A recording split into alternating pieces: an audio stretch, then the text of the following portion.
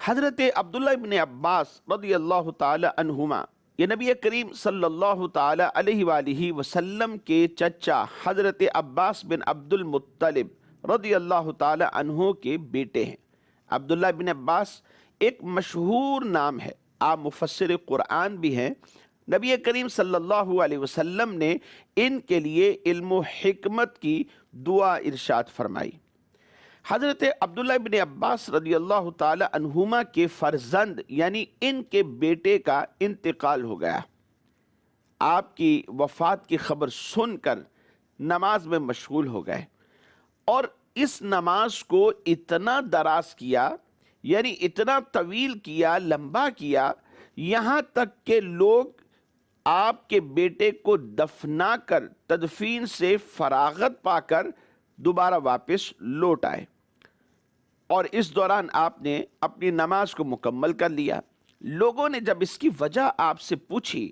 تو حضرت عبداللہ ابن عباس رضی اللہ تعالی عنہما فرمانے لگے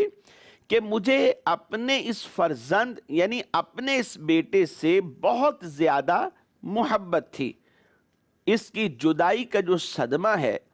وہ میں برداشت نہیں کر سکتا تھا، تو لہٰذا پھر میں نے کیا کیا، میں نماز میں مشغول ہو گیا اور اس صدمے سے بے خبر ہو گیا۔ پتہ یہ چلا کہ ہمارے جو بزرگان دین ہیں، ہمارے صحابہ کرام علیہم الرضوان ہیں،